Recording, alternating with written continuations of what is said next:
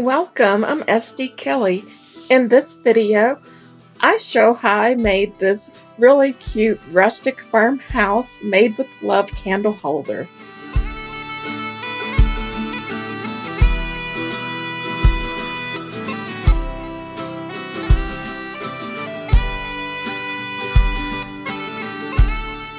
I got this wood board sign from the Dollar Tree, but for this I just want the heart from it, this galvanized metal heart. It took some time, but eventually I was able to pry it off of the board. I'm going to use that board for something else later. Now Dollar Tree has these really cute wood frames. They're particle board, but they're the closest thing to real wood you'll probably ever get at Dollar Tree.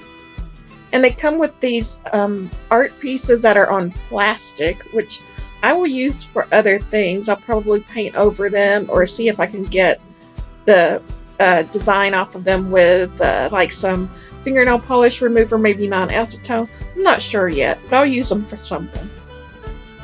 Now I'm taking one of these wood slats. They come in a package of 6 in the craft section at Walmart. I'm holding the end flush with the bottom of the frame, the very bottom.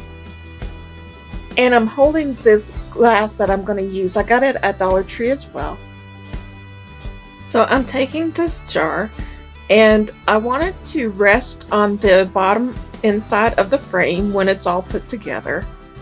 So I'm just determining where to drill these 2 holes that I'm going to put the twine through.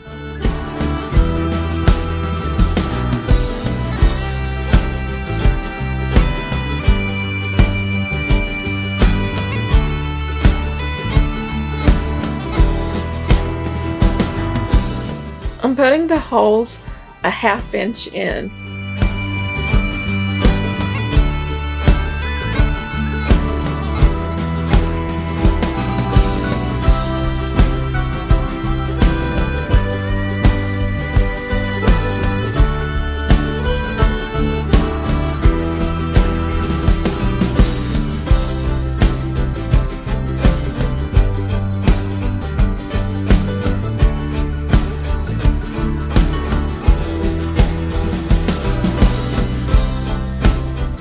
So next I'm going to cover it with some white Waverly chalk paint, just the side that's going to be in the front, and I'm using a makeup sponge, which is really great for a nice smooth finish.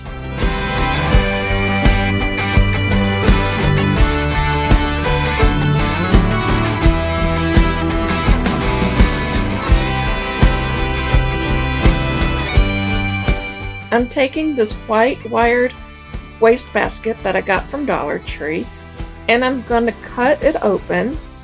I'm going to cut the top off and the very bottom off, and those will go into my scrap metal bin that I use to hold miscellaneous pieces that I can use for future projects.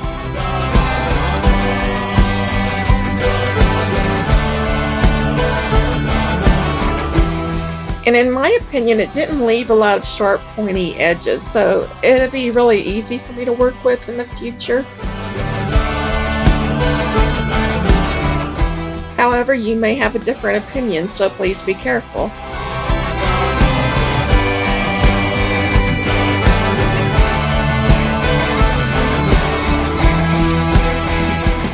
Now, I don't cut the wire mesh too many times, so I'm not worried about these scissors, and these scissors have been around for a while. I've got more than one pair, but if you plan on working with this wire mesh from Dollar Tree a lot, you might want to invest in something more suitable for long-term use in these kind of projects.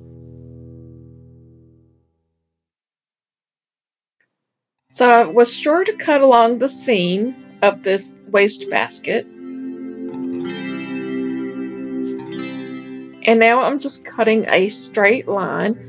Because the wastebasket is tapered outward on its way toward the top, it's not going to be a totally perfectly lined up mesh with this frame.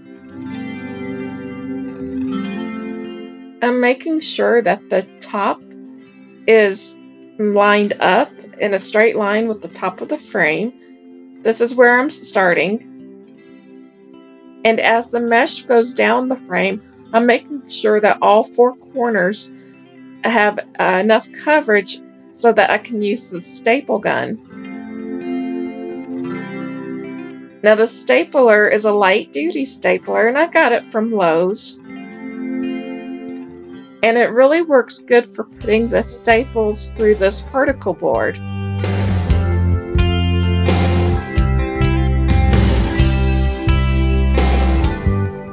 So I'll be doing one side at a time.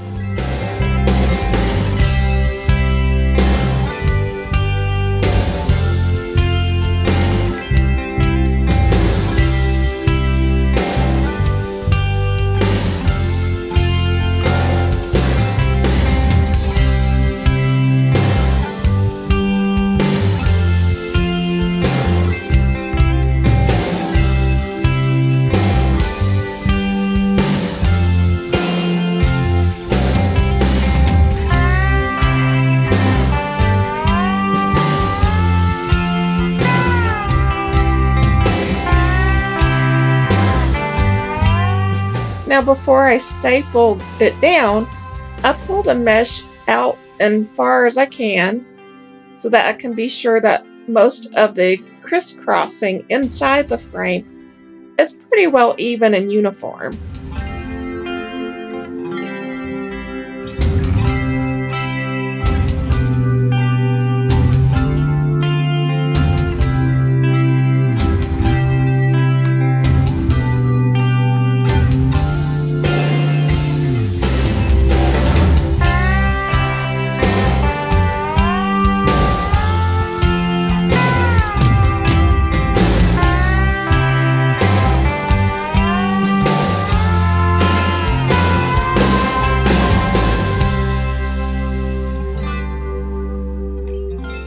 I find that this mesh is really easy for me to manipulate with my fingers, so I just lifted a little bit up to put that twine through the back where that black wire was.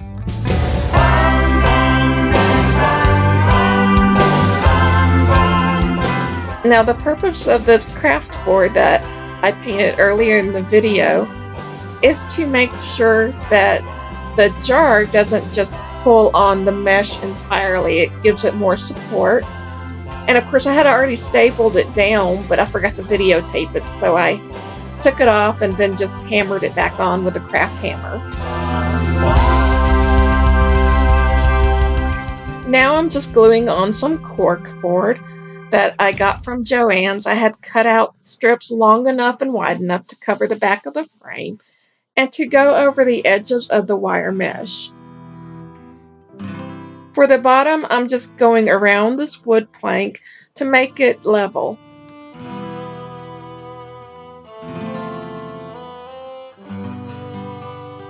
Now, if I was going to give this away as a gift, which I still might do in the future, or I might sell it, I would take 1-inch wide ribbon and go around the back of the cork board just to hide the staple and to give it a more finished look in the back.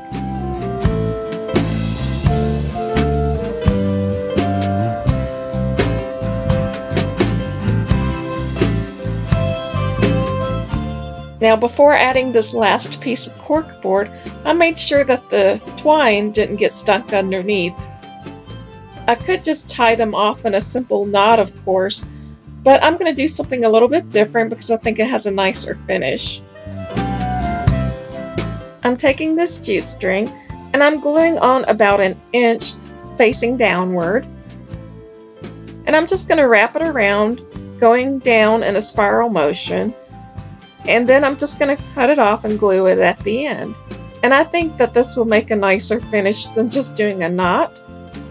And I think it'll be a much smoother finish.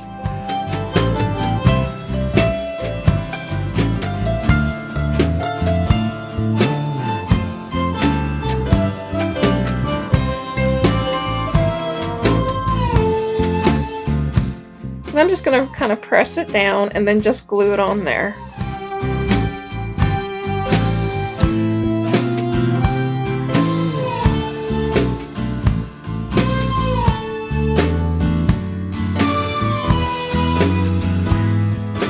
You can also use aluminum wire or copper wire or something, or maybe even white wire if you can find it, just to finish off the top as well. I'd be curious to know what some of you would do.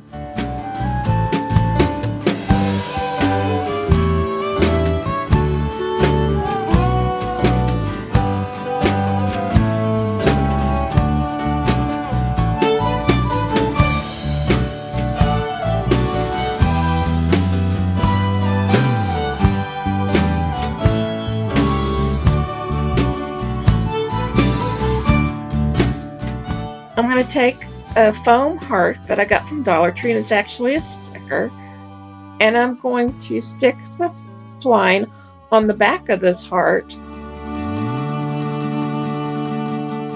And this will adhere very well and for long term, and it will adhere very well and hold up far better than any amount of glue I could put on there.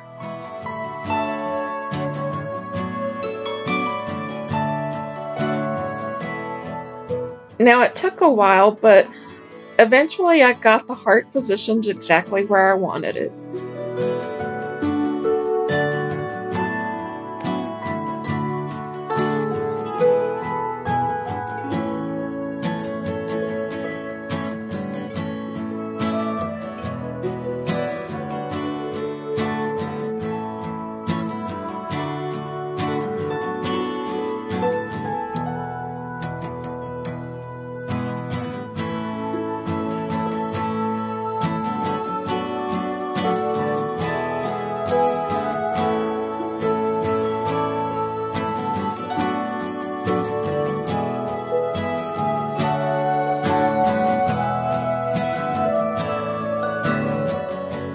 Once I got it where I wanted it, all I had to do was just tie it in a knot in the back.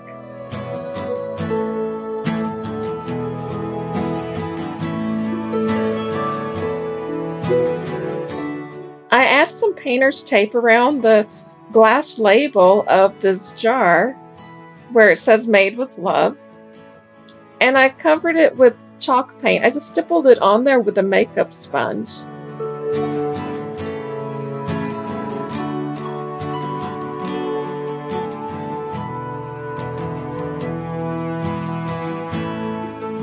After it was dried, I took a nail file and just distressed over the letters to make them stand out and to have the light pass through the letters better, and the border that surrounds that as well. And I cleaned up some edges where some paint got on the outside of the label. I took some fingernail polish remover and it came right off with a Q-tip.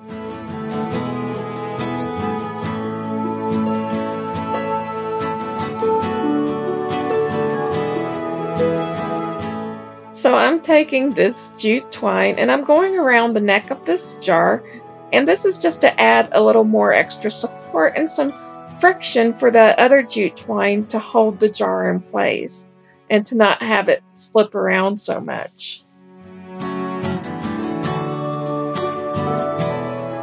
And I'm just gluing this on there.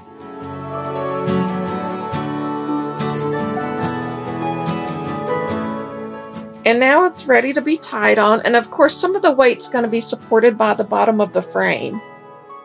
And I'm just tying a simple shoelace bow to hold it on there. I'm also tying small knots on the ends just to keep it from becoming frayed over time. So it's pretty sturdy, but not to my satisfaction, so I'm going to just add some E6000 and a little bit of hot glue to the bottom of this frame just to help stabilize the jar even more. I'm just going to hold it in place for a minute or two until I'm confident that it's set in place.